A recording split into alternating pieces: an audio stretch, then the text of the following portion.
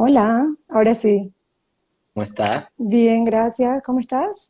Todo bien, gracias. Qué Muchas bueno, me gracias alegro.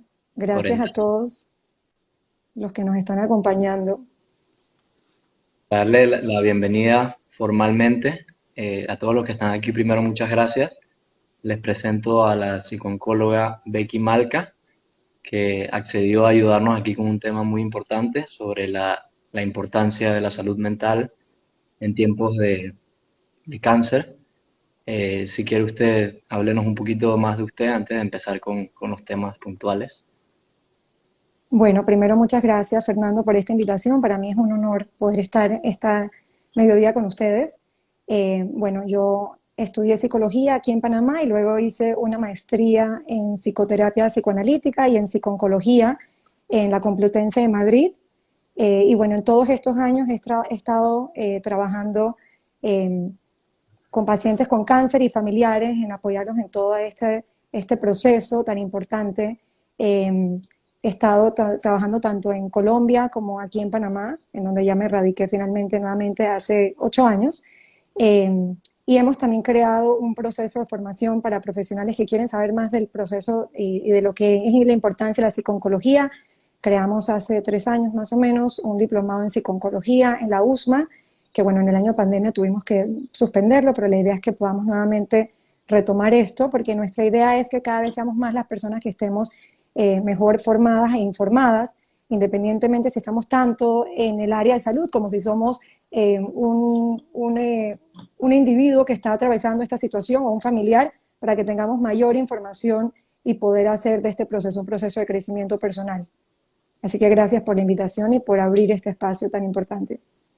De nada, de nada. Aprovecho de hacer énfasis en el tema de la psicooncología, porque, bueno, el programa este nace a través, obviamente, de una experiencia personal mía, que por suerte tuve la capacidad de verme profesionalmente, de asesorarme y de tratar de entender en mí lo que estaba pasando, pero no con un énfasis en la propia enfermedad.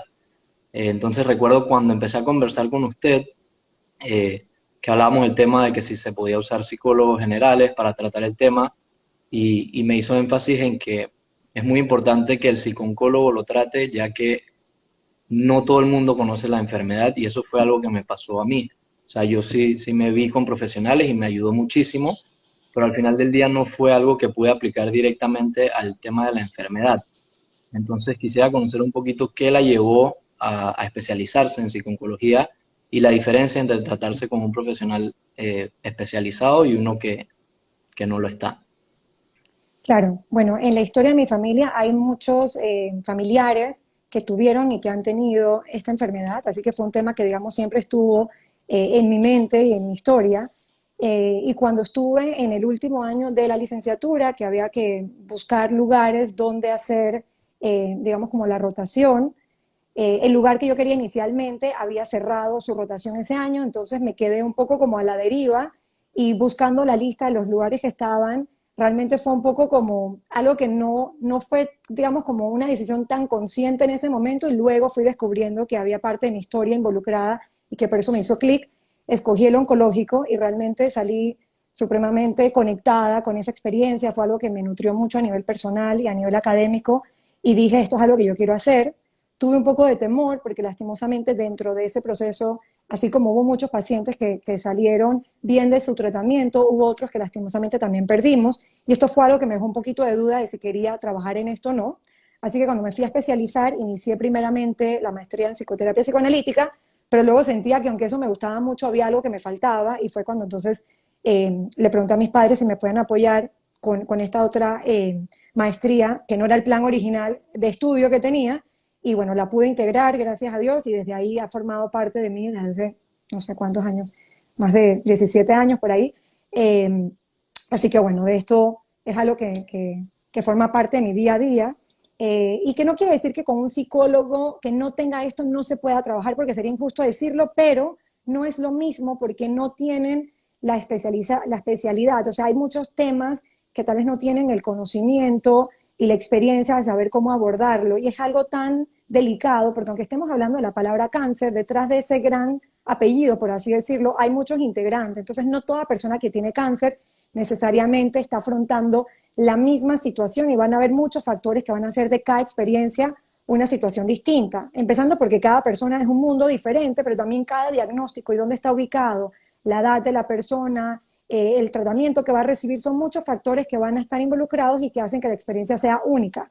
Y si la persona que nos está atendiendo no conoce toda esa variedad y no trabaja de esto en el día a día, probablemente pierda muchos datos o mucha información importante y no pueda utilizar, digamos, todas las herramientas que existen para podernos dar un apoyo más adecuado porque no conoce tanto de esta materia. Es como decir que necesitemos de un ginecólogo y nos quedemos todo el tiempo con un médico general. No quiere decir que el médico general no nos pueda apoyar, pero no va a dar toda la atención y el cuidado que requiere si realmente necesitamos de un ginecólogo. Entonces, importante tomar este punto en cuenta.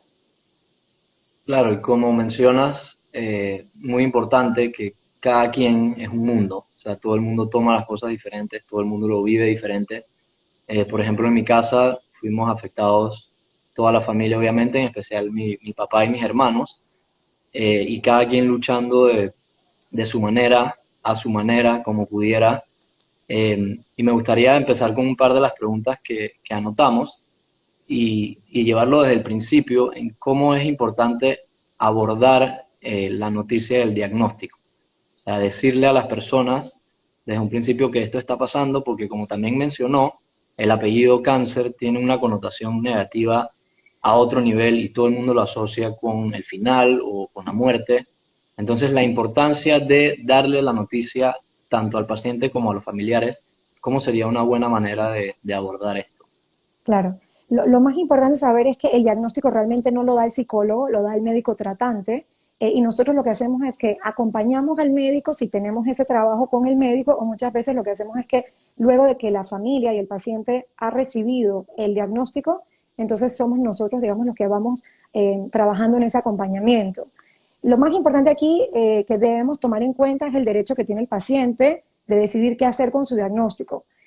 Si bien van a haber pacientes que van a quererlo comentar a su círculo cero o a todo el mundo, también vamos a encontrarnos a veces con pacientes que sienten que es algo que no quieren compartir.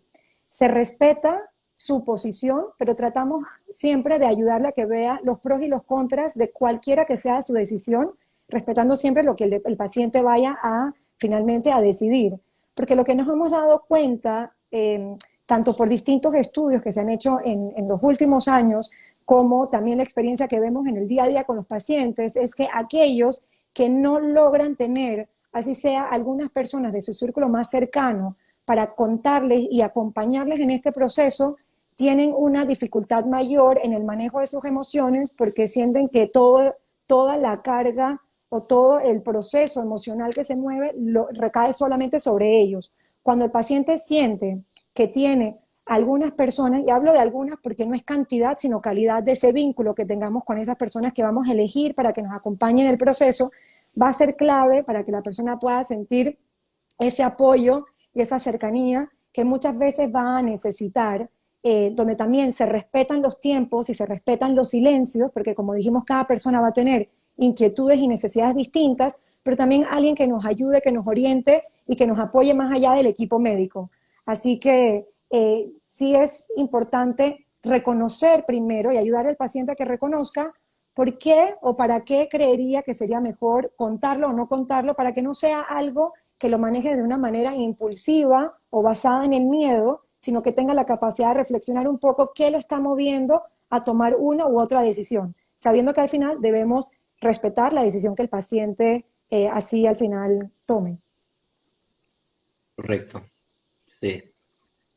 Otra pregunta es, ¿qué cambios se pueden experimentar dentro del núcleo familiar una vez dada esta noticia? Muchísimos. O sea, realmente no hay un número específico, Fernando, porque como decíamos, como cada persona es distinta, cada familia también lo es. Así que van a poder realizarse distintas preguntas o inquietudes que están relacionadas tanto a cuál es el significado que tanto el paciente como la familia le da a la enfermedad y a la enfermedad puntual, en este caso, de nuestro ser querido, porque a veces podemos tener una idea de lo que representa para nosotros cáncer en general y otra cosa es cuando ya el cáncer ha llegado a la vida de uno de nuestros seres queridos, puede ser que el enfoque o la mirada cambie un poco. Y a veces se pueda volver a tal vez incluso más difícil de sobrellevar, porque a veces escuchamos como que esto le pasa al otro y pensamos que nunca va a llegar a nuestra puerta. Pero cuando ya llega a nuestras vidas, el enfoque y la mirada muchas veces cambia. Y una de las preguntas más, digamos, frecuentes es, ¿por qué? ¿No? ¿Por qué a mí? ¿O por qué a nosotros? ¿O por qué de esta manera? ¿O por qué en este momento? Y realmente nunca hay una respuesta del todo concreta o que nos pueda satisfacer por completo. Pero lo que sí tratamos es de ayudar a que la familia pueda pasar a un para qué, e inclusive el paciente, para que pueda construir algo. Porque volviendo a tu pregunta, cuando decías cuántos cambios o cuáles cambios que podrían existir, pueden haber cambios a nivel familiar, desde los roles, quién se va a ocupar de cada cosa, pueden haber cambios a nivel económico, cambios a nivel social, cambios a nivel de la misma constitución de la familia. Hay personas que a veces se sienten tan presionados o tan temerosos que a veces huyen y se desaparecen de la familia lastimosamente en los momentos donde más se necesitan. A veces pueden haber roces o pueden salir historias no resueltas anteriores que ahora agarran mucho más fuerza, o por el contrario también pueden haber familias que gracias a esta situación se reorganizan mejor y dejan algunos temas de lado para darle prioridad a cómo sobrellevar esta situación, no solamente en el paciente quien lo tiene en su cuerpo, sino emocionalmente, porque lo tienen todos los integrantes de la familia. También hay cambios a nivel emocional y pueden haber cambios también a nivel físico, porque va a depender también cómo todo el proceso del cáncer puede estar influyendo en un momento dado al paciente, ya sea por cambios físicos propios de la enfermedad, pero también por los tratamientos que pueden algunas veces también llegar a traer cambios que pueden ser temporales y algunas veces pueden ser permanentes. O sea que como vemos hay como un abanico grandísimo de diferentes cambios que podemos encontrarnos en una familia y lo importante no es ver la cantidad de cambios, sino darnos el tiempo de poder revisar cuáles son estos cambios sintiendo, poder implementar un plan de acción, ¿no? Y ver qué podemos hacer en su momento con cada uno de ellos, enfocándonos en lo que sí se puede hacer y no solamente en lo que a veces creemos que no podemos hacer. Correcto. Ahí en los comentarios hablaron de que nunca habían pensado en el para qué y también me quedé con ese mismo pensamiento.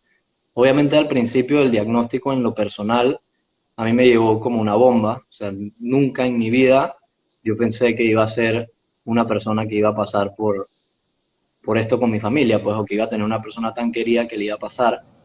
Y de una vez empecé a preguntar por qué, o sea, esto no puede ser, no debe ser, no tiene por qué pasarle, y menos a esta persona que es digna de una vida perfecta, por decirlo así, hasta que empecé a meditarlo y a pensarlo, y el para qué, o cambiarle esa perspectiva al para qué, me hizo verlo de una manera y aplicarlo en mi vida para cambiarla para bien, para ser una persona más saludable, enfocarme en mi alimentación, enfocarme en una vida física activa, etcétera, porque al final, digo, todo viene a enseñarnos algo, ¿no? Por más complicado que sea en el momento, hay que tratar de verle ese lado positivo, por decirlo así.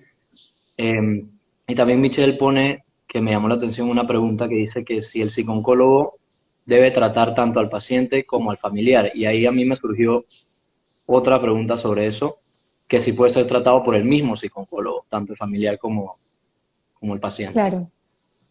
Voy primero a la parte que mencionabas del para qué y luego te respondo las otras. Es muy común que inicialmente cuando algo nos desenfoca o nos cambia de rutina o de ese control que creíamos que teníamos en la vida, uno arranque muchas veces preguntando por qué, porque necesitamos como buscar una justificación o algo que nos ayude a comprender algo que inicialmente es muy difícil de entender o de aceptar.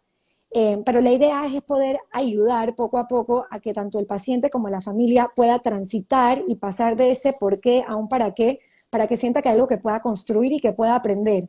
Así se sienta como algo muy fuerte o muy duro y sabemos que no todo el mundo hace esa transición de la misma manera, pero la idea es poco a poco que en el proceso se pueda ir mirando, bueno, a pesar de que no es algo que yo hubiese escogido para mí, ¿qué me puede traer o qué enseñanza o qué crecimiento? Y muchas personas cuando tienen un proceso, en algún momento de todo el camino, logran encontrar no solamente uno, sino varios para qué. Al principio puede sonar muy fuerte y uno muchas veces lo que le dice al paciente es, no es algo que me tienes que responder a un poco en tu mente y que en el momento que te sientas listo podamos irlo tomando o retomando poco a poco a ver qué aparece ahí. Y casi siempre vemos que hay no solo uno, sino muchos para qué. Con respecto a la pregunta de si se trata también a la familia, sin duda, tenemos que ver esto como si fuera un rompecabezas. Todas las fichas son importantes. Entonces, no importa si en este momento, por ejemplo, como era en el caso de tu familia, Fernando, la persona que tenía el diagnóstico era tu mamá, todos de una afectados y conmovidos por esta noticia, querido, el que lo está padeciendo, y como, imagínate como si fuera también una ficha de dominó. Tú mueves una ficha y el juego cambia por completo. Te guste o no, tenemos qué hacemos con esas fichas y cómo le damos un sentido. El psicólogo incluso tiene en su rol tanto ver al paciente, también puede ver a la familia, inclusive también se hace un trabajo con el equipo médico. Si va a ser el mismo o no, va a depender de lo que el paciente y la familia decida. Por lo general, casi siempre deciden que sea el mismo, porque ya hay una forma de, digamos, conectarse y de entender, sin embargo, no es obligatorio. Si el paciente quiere tener un espacio propio con un psicólogo y que sea luego otro psicólogo el que trabaje a nivel familiar, también se puede hacer. Incluso a veces ocurre que es el psicólogo el que trabaja directamente con el paciente, algunas veces tiene sesiones con el paciente y la familia, siempre que el paciente, sabiéndolo, nunca se trabaja nada en, digamos, escondidas, y por otro lado, a veces puede ser que la familia tenga un terapeuta familiar que no necesita.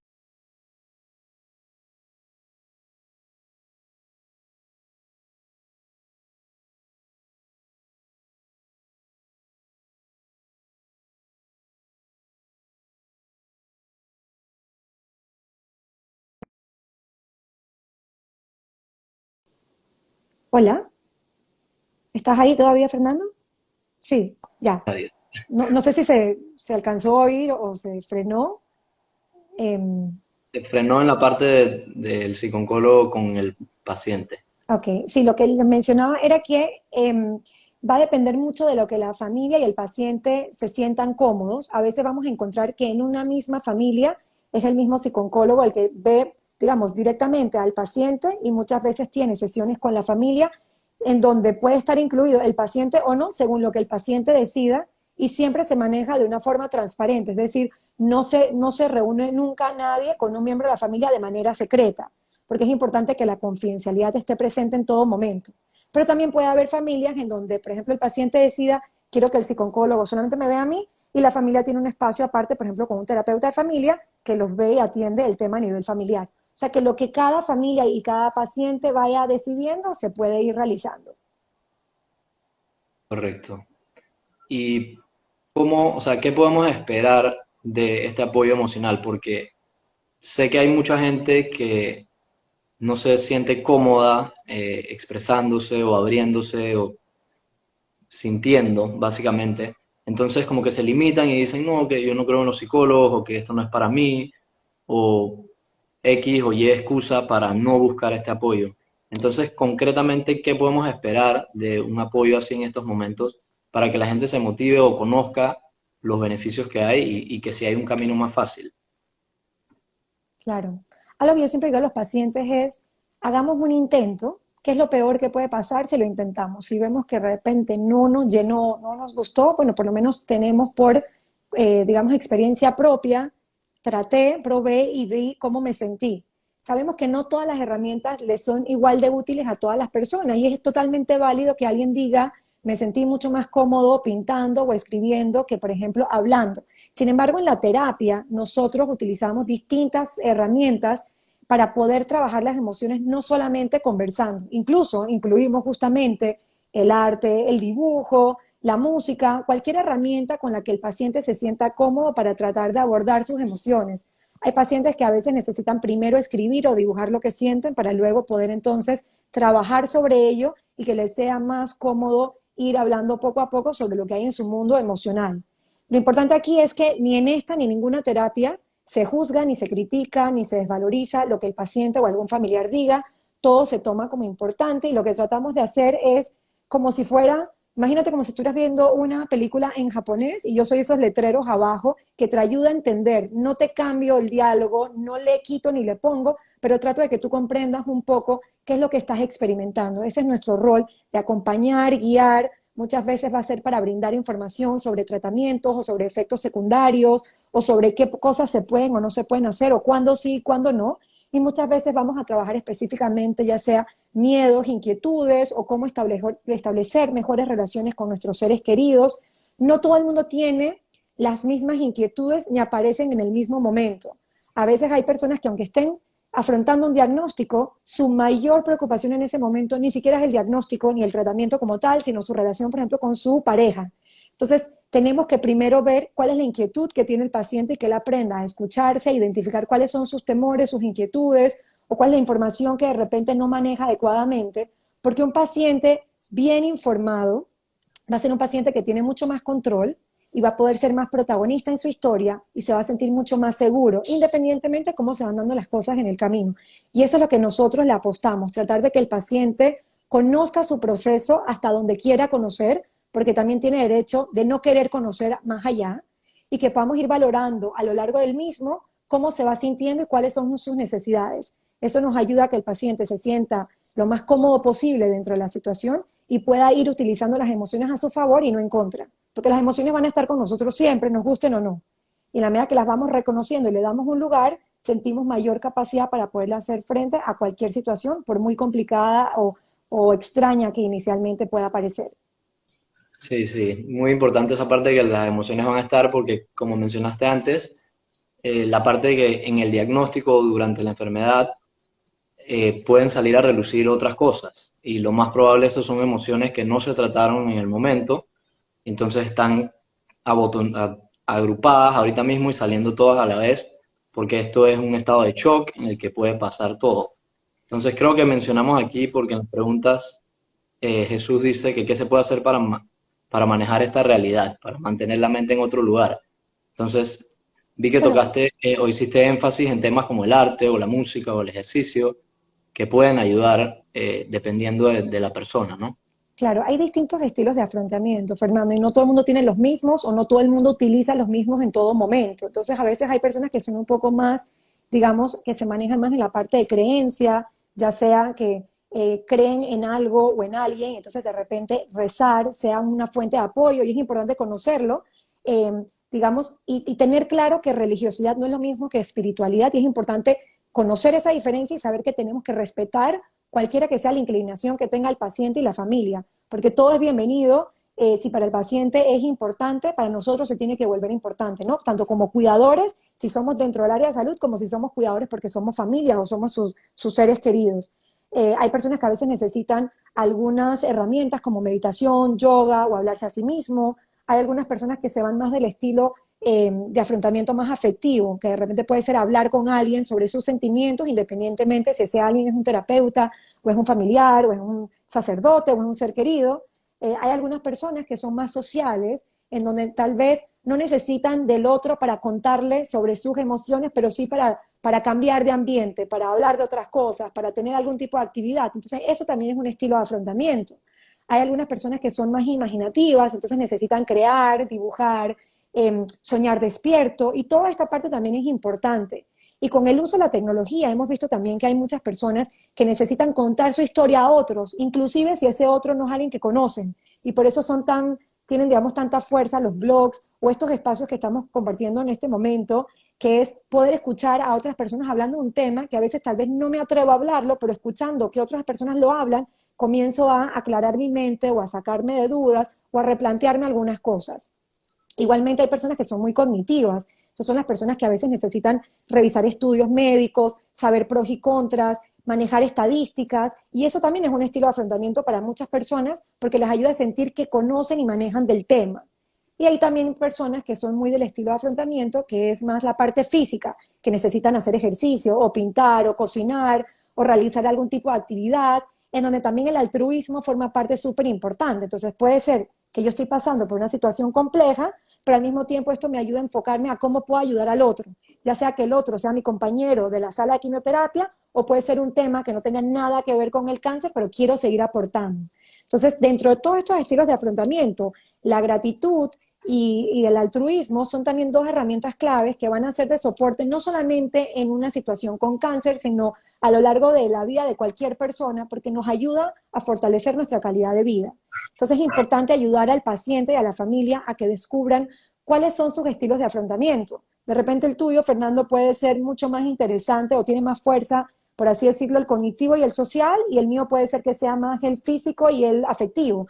No quiere decir que el tuyo o el mío sea mejor o peor, pero en la medida que nos vamos conociendo, vamos reconociendo cuáles son esas estrategias con las que nos sentimos más cómodos, y si no lo tenemos muy claro, podemos ir a nuestra historia, ¿no? En el pasado, aunque no sea la misma situación la que estoy experimentando en este momento, en otras situaciones complejas o críticas de mi vida, ¿qué hice para tratar de salir adelante? Y muy probablemente cuando reviso cuáles fueron esas estrategias, tal vez me sienta mucho más cómodo para tratar de implementarlas ahora y ver si eso me ayuda a sobrellevar la situación, por más que sea una situación distinta a las que he estado acostumbrado a pasar. Sí, me quedé con, bueno, el punto del altruismo, para empezar por ahí, así nació este programa. O sea, yo sí pude recibir apoyo y eso fue lo que me llevó a pensar, o sea, aún así fue lo más complicado que me ha pasado y me llevó a pensar cómo se le puede ver o cómo puede ser la mente de una persona que está perdida al igual que yo y no tiene este apoyo. Entonces, directamente de la enfermedad nació este programa de altruismo para llevar conciencia y apoyo al resto de la gente. También me gustó el tema que tocaste de la religión y la diferencia con la espiritualidad, porque mi mamá era una persona muy religiosa y en el momento, o sea, durante la enfermedad, fue algo que la mantuvo súper estable. Ella confiaba en Dios y confiaba en que lo que le estaba pasando era por algo mayor. Eh, y a mí en lo personal me unió muchísimo al lado espiritual mío y eso también me ha ayudado a crecer como persona. Entonces, es muy interesante cómo, o sea, cómo mencionas exactamente los temas que nacen o que salen a través de esta enfermedad. Ahí Made, mi hermana, pone un comentario que qué herramientas o guías recomiendas. Creo que mencionaste bastante que depende mucho de cada persona. La meditación a mí me ayudó muchísimo, el ejercicio también. Eh, no sé si tengas un poco más de ejemplos específicos de qué puede hacer la gente cuando se siente deprimido, Claro. cuando está triste, Bueno, para ayuda mucho algunas veces para algunas personas escribir lo que sienten, porque puede ser que en ese momento no encuentran con quién hablar o la persona que tienen con quién hablar tal vez no le genera tanta confianza o estamos cuidando tanto a esa persona que nos da temor que esa persona se ponga mal si le contamos lo que estamos sintiendo. Entonces, escribir es una forma de desahogarnos y en donde el papel o la computadora lo aguanta todo, independientemente cuál sea el estilo con que queramos plasmar nuestras ideas. Y muchas veces nos sirve para que en otros momentos las podamos leer o inclusive si tenemos con quién analizarlas, reflexionar un poco sobre aquello que escribimos en un momento dado, tanto cuando nos sentíamos o muy nerviosos o muy contentos o muy tristes o no importa cuál sea la emoción, porque también podemos sentir mucha frustración, mucha impotencia, rabia también. Inclusive hay personas que también pueden llegar a tener rabia hacia Dios y se sienten luego muy culpables. Y es importante saber que esto no nos hace ni mejor ni peor persona, simplemente es una realidad. Cuando estamos frente a una situación que nos puede frustrar mucho, a veces necesitamos sentir que peleamos contra algo o alguien y a veces ese alguien muchas veces tiene el nombre de Dios. Entonces es importante saber que ese es un proceso y que la medida que lo podamos hablar y trabajar es algo que nos va a ayudar a entender por qué y para qué estamos sintiendo esto, más allá de clasificarnos como buenos o malas personas por en un momento dado sentir algo. Porque si no trabajamos la culpa, es algo que nos puede realmente, digamos, chupar mucho o, digamos, sacar mucha energía. Y algo que me comentabas antes que alguien había escrito era como, cómo, no sé si la palabra era escapar. Realmente la idea no es escapar, uno no escapa, los temas están con uno, así uno se vaya al otro lado del mundo. Yo siempre digo que lo que uno no trabaja viene con equipaje incluido, sin tener que pagar de más. Eso viene porque viene. que vayas. Eh, Así que lo que tenemos que tratar es un poco de, y yo sé que no es fácil, suena más fácil decirlo que hacerlo, pero en la medida que aprendemos a conectarnos con nuestras emociones, vamos a poder empezar a entender qué es lo que me está pasando hoy. Y hay algunas preguntas que yo utilizo mucho para ayudar a hacer este camino y es, ¿qué es lo que estoy sintiendo? ¿Desde cuándo me siento así? ¿Qué puedo hacer con esto que estoy sintiendo? Y es si esto que estoy haciendo me ayuda a sentirme mejor o no, para entonces revisar si la estrategia o las estrategias que estoy poniendo en práctica realmente me están ayudando o no.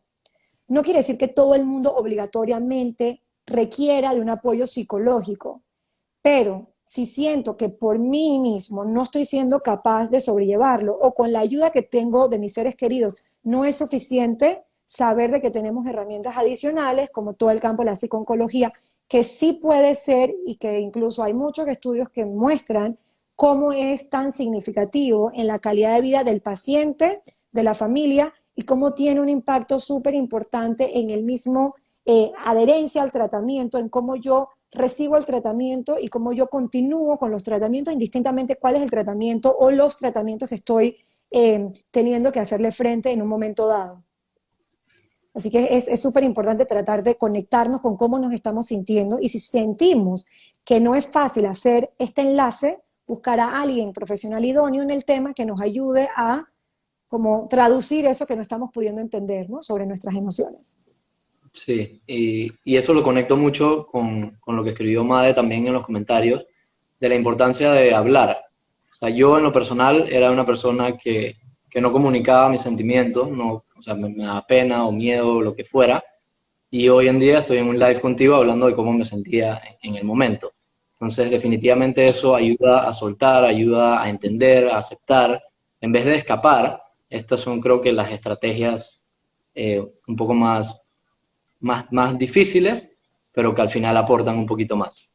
Aquí Correcto. otra pregunta en los comentarios de Michelle, que hasta dónde va la terapia del psicooncólogo, es decir, luego del evento final, sea bueno o malo, ¿se puede continuar con terapia o ya se pararía con el psicólogo o cambias a un psicólogo general? Como el paciente o la familia así lo decida. Muchas veces la persona se queda con el psicooncólogo porque ya tiene una relación, digamos, establecida e igual es un psicólogo de base, así que aunque ya no estén trabajando un tema oncológico, van a poder seguir trabajando cualquiera de los otros temas.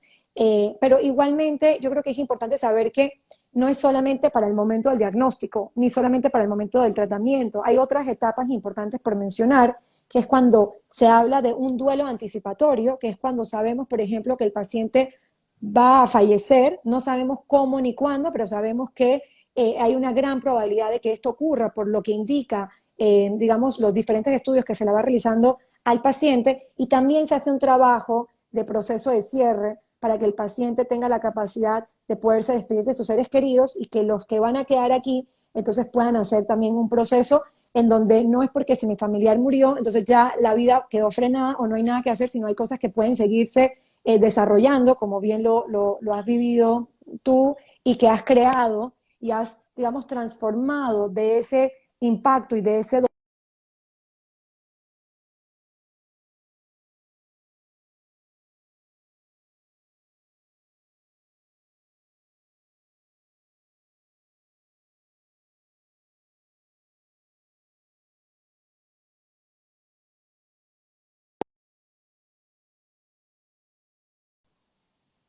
Hola, se cortó un poquito.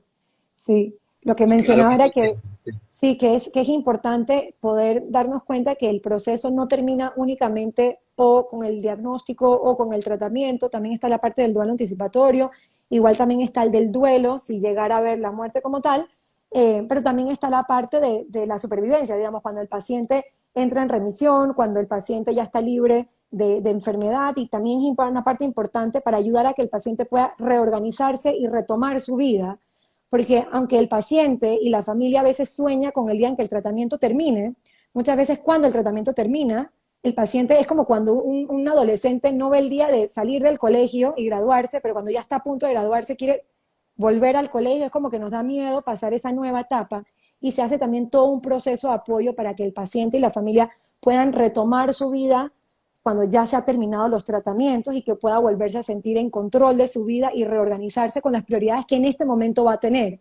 Porque aunque el tratamiento haya terminado, el paciente va a tener de por vida controles que al principio van a ser un poco más seguidos, luego va a ser una vez al año, pero el paciente siempre va a tener que estar, quiera o no, en contacto con lo que representa la enfermedad y también ayudarle a que pueda seguir manejando con la menor ansiedad posible eh, los controles, porque gracias a esos controles es que vamos a ayudar a que el paciente sepa cómo está su estado de salud.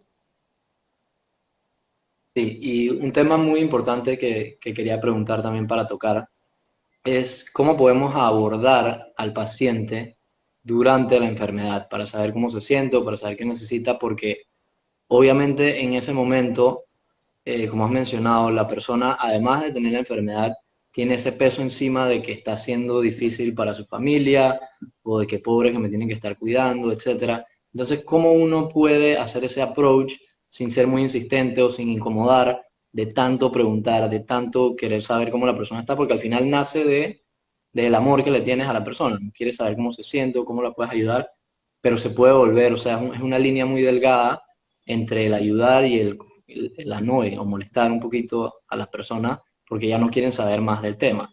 Entonces, ¿cómo tratarías Claro. esa borde a la persona, al Fíjate, paciente? Fernando, que a veces las preguntas más que nos parecen más complejas tienen las respuestas más sencillas y la respuesta es esta, tal cual.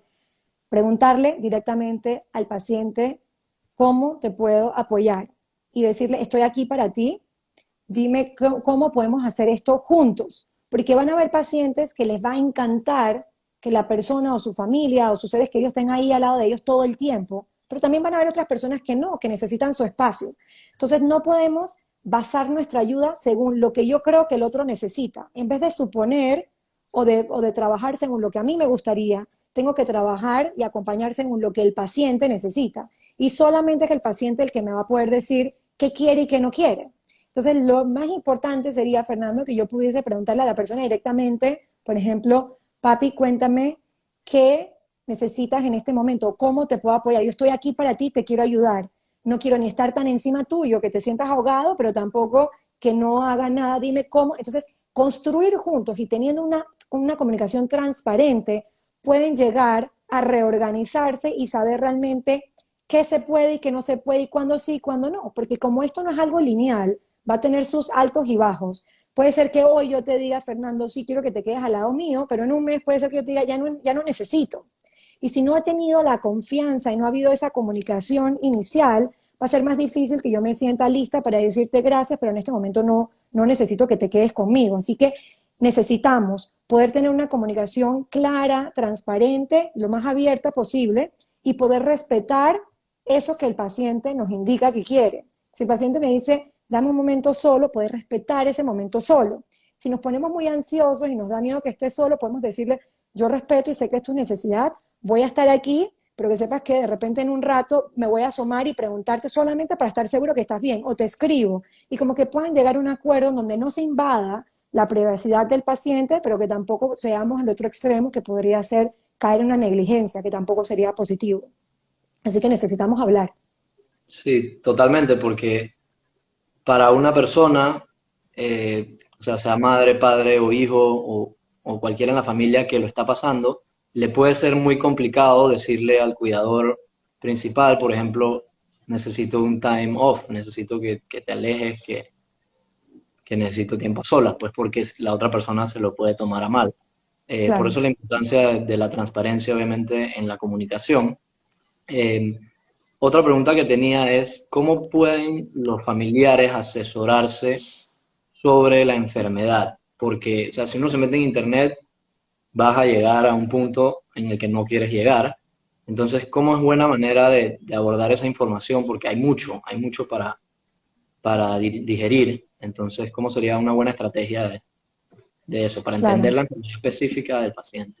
súper importante esto que me pregunta Fernando, porque vemos que muchas veces ante la inquietud y el deseo de controlar, lo primero que tenemos a la mano es Internet. Y como bien dice, vamos a encontrar millones de cosas. Y como el ser humano está creado para defenderse, lastimosamente toda la información que va a encontrar se va a quedar casi siempre con la de peor pronóstico o la de, digamos, del escenario más complejo. Entonces, así como decíamos inicialmente que cada persona es un mundo, tenemos que saber que cada caso es distinto y la persona que mejor nos puede dar información del caso particular son los médicos tratantes. O sea que si tenemos, por ejemplo, la señora Ana está pasando, por ejemplo, en este momento con un cáncer de colon, tiene que ser los médicos que la están abordando a quienes les hacemos todas las preguntas, porque son las personas que tienen en mano todos los resultados y todo el conocimiento de cómo ha sido la evolución de esa señora. Si nos metemos en internet, puede ser que encontremos cosas que se parecen, pero no estamos hablando de la señora Ana, sino que estamos hablando de cualquier otra señora o de generalidades y no necesariamente de lo que realmente, valga la redundancia, necesitamos en ese momento presente. Así que también tenemos que tener una buena comunicación con el médico tratante, que es el que tiene la información completa, y si hay algo que no nos queda claro, saber que tenemos el deber y el derecho de preguntar cuántas veces necesitemos hasta que la información nos quede clara. Si sentimos que estamos frente a un médico que nos habla mucho en jerga médica, es decir, con palabras que no son fáciles de entender, tenemos el deber y el derecho de decirle, necesito que me lo diga en español. Quiero entender claramente a qué se refiere cuando dice tal palabra. Y una herramienta que sirve cuando vamos a las citas médicas, o si son por Zoom en este momento, si tenemos esta dinámica en este momento, es poder llevar las preguntas escritas y así no olvidamos qué queríamos preguntar. Porque a veces nos llenamos de ansiedad, salimos del consultorio, terminamos la cita virtual y aparecen todas las preguntas. Así que algo que valdría la pena es llevar las preguntas por escrito y siempre que el paciente ojalá pueda ir acompañado de alguien, porque como es tanta información, a veces el paciente como que se desconecta y escucha la mitad o escucha, pero luego no ríe. Así que si alguien lo acompaña, siempre va a ser mucho mejor porque vamos a tener dos mentes conectadas con la información que nos están brindando. Sí, y muy bueno el comentario de David, que dice que se dirijan a Fundacáncer para conocer más sobre la información. Es muy importante asesorarse de qué fundaciones hay que puedan ayudar, Correcto. porque Fundacáncer ayuda muchísimo. Nosotros trabajamos de la mano con ellos aquí en el programa y definitivamente que son personas expertas que conocen y que están dispuestos a ayudar. Una última preguntita Correcto. para tocar antes de cerrar. Eh, ¿Qué temas evitar que puedan ser sensibles o incómodos para el paciente? Porque también uno lee, uno se instruye, entonces cree que sabe y puede tocar temas que no deben ser. Entonces quisiera saber qué podemos evitar durante la enfermedad. Yo creo que más allá que evitar, Fernando, es de repente pedir permiso, como por ejemplo, digamos como que, oye, yo estuve pensando que nunca hemos hablado, digamos, de este tema, tú quisieras que lo pudiésemos hablar, entonces es como pedir permiso y ver la otra persona cómo reacciona. Uno de los temas más delicados es cuando, por ejemplo, tenemos que revisar los temas legales, sobre todo si tenemos un paciente que su vida corre peligro. Y entonces a veces hay familiares que dicen, yo no quisiera hablar de eso porque no quiero que piense que yo lo estoy matando o que me quiero quedar con algo, pero es un tema que también sabemos que debemos trabajar porque le da mucha tranquilidad al paciente cuando sabe que no tiene. Muchas vemos la forma de cómo hacerlo y tenemos digamos, al psicólogo que nos está ayudando. El psicólogo sirve de puente para ir tocando algunos temas que a veces la familia no sabe cómo tocar, entonces el psicólogo sirve muchas veces como esta persona que sirve de puente o que va revisando y va como tocando poco a poco qué temas ya está listo o no. Pero si no tenemos esa figura con nosotros, podemos simplemente decirle, oye, yo estuve pensando sobre un tema que no sé si a ti te parece importante o no, te lo voy a nombrar y tú me dices, si te sientes listo lo hablamos, si no te sientes listo no pasa nada, y uno los va como, es como pidiendo un permiso para ver si la otra persona, en general nos encontramos que muchas veces están más listos de lo que uno creía, a veces más la ansiedad o la inquietud de uno, pero por eso les explicaba antes que mientras tengamos una conversación transparente y podamos poner los temas sobre la mesa, pero de una forma delicada, siendo asertivos y muy empáticos, vamos a lograr que esa comunicación se pueda dar. Sí, y bueno, a lo largo de esto mencionamos mucho la palabra ansiedad, que definitivamente es algo que te consume durante procesos como este. Y es otro énfasis o otra respuesta que nos dice que debemos ver a un profesional en el momento porque son quienes nos pueden apoyar en este caso. Correcto. Creo que ya vamos a cerrar. Quiero primeramente darle las gracias a usted por toda la información tan valiosa, por el tiempo, por el trabajo que hace, porque de verdad es algo que cambia vidas, es algo que mejora la calidad tanto del paciente como el familiar. estoy muy feliz de trabajar con personas como usted, como Ana Isabel, que es quien nos apoya también con los temas de psiconcología. Y sé que vamos a poder tener una unión que va a brindar mucho apoyo en general al pueblo panameño. Gracias también a todos los que se conectaron. Les pido, por favor, si conocen a gente que pueda estar en momentos difíciles, que nos escriba aquí al programa. Es tan sencillo como hacer un approach y de ahí ver qué sale, qué es lo peor que puede pasar, como dijo la doctora. Y bueno, muchas gracias por su tiempo. No sé si quiere añadir algo más, pero de No, verdad a que un ustedes. placer todo. Mil gracias, gracias por todos los que nos acompañan en este horario. Gracias a ti, Fernando, por esta idea que yo creo que ha sido súper importante. Y bueno, saber que no estamos solos, que somos cada vez más personas que estamos involucrados en tratar de dar la mejor contención y que todos podamos tener la mejor calidad de vida posible. Sabemos que no es un proceso fácil, pero tampoco es imposible de manejar y hay mucho crecimiento personal y familiar que se puede tener en todo este proceso. Así que eh, ojalá que esta información, nos están pidiendo si puede quedar grabada, ojalá que quede grabada para que más personas puedan acudir a ella en caso de necesitarlo y con mucho gusto a la orden en lo que les pueda apoyar. Para mí un placer.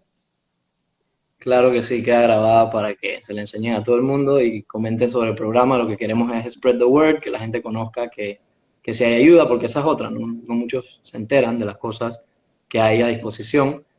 Eh, pero bueno, mil gracias a todos, que tengan lindo día y nos vemos pronto con más información valiosa. Chao. Gracias. Bye bye. Ese nombre porque es el nombre de nuestra madre, quien nos inspiró y nutrió para crear esta bella razón social.